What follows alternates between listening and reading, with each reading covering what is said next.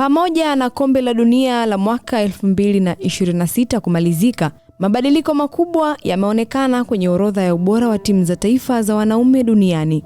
Leo nimekuletea orodha inayoonyesha ni mataifa gani yameendelea kufanya vizuri na yapi yamepanda au kushuka kutokana na matokeo yao ya hivi karibuni. Hispania imeendelea kuthibitisha ubora wake duniani baada ya kupanda hadi nafasi ya kwanza kwenye orodha mpya ya ubora wa timu za taifa za wanaume ikiwa na alama 1995.88.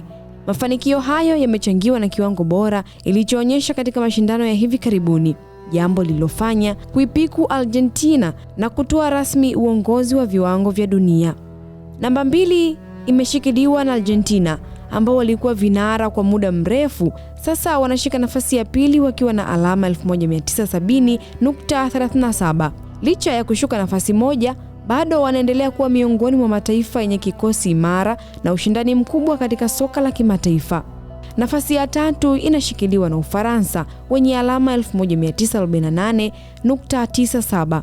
Timu hii imeendelea kubaki kwenye kundi la mataifa yenye nguvu kutokana na mwendelezo wa kiwango chake kizuri katika mashindano makubwa ya kimataifa. England nao wamebaki katika nafasi ya 4 wakiwa na alama 1922.83. Kwa miaka kadhaa sasa wameendelea kuwa miongoni mwa timu zinazofika hatua za mwisho za mashindano makubwa, ingawa bado wanaisaka kwa nguvu zaidi taji la dunia. Brazil imepanda hadi nafasi ya 5 ikiwa na alama 1804.92. Wa Brazil wameendelea kurejea katika ubora wao na wanaonekana kujenga kizazi kipya kitakachorejesha hadhi yao ya zamani katika soka la dunia. Morocco imeendelea kuweka historia kwa kushika nafasi ya 6 ikiwa na alama 1803.99. Hii inaifanya kuwa timu ya Afrika iliyo nafasi ya juu zaidi duniani. Mafanikio yanayoonyesha jinsi soka la nchi hiyo lilivyopiga hatua kubwa katika miaka ya hivi karibuni.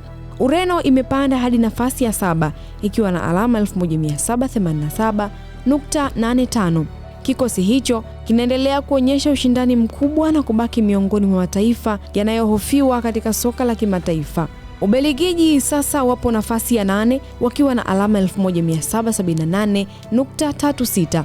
Baada ya kushuka nafasi moja, ingawa bado wako ndani ya 10 bora, wamekuwa wakikabiliwa na ushindani mkali kutoka kwa mataifa mengine yanayopanda kwa kasi. Uholanzi wanashika nafasi ya 9 wakiwa na alama 1775.54. Wanaendelea kubaki miongoni mwa timu bora duniani kutokana na mwendelezo wa matokeo yao mazuri na mfumo wao wa kukuza vipaji. Mexico ndio timu iliyovutia zaidi katika orodha hii baada ya kupanda nafasi ya 4 na kufika nafasi ya 10 ikiwa na alama 1774.30. Kupanda huko ni matokeo ya kiwango kizuri walichoonyesha katika mashindano ya hivi karibuni na kuwafanya warejee rasmi kwenye kundi la mataifa 10 bora duniani. Na hiyo ndiyo orodha mpya ya timu 10 bora za taifa za wanaume duniani kwa mwaka 2026. Hii ni AyoTV Sports, mimi ni Gladness Joseph.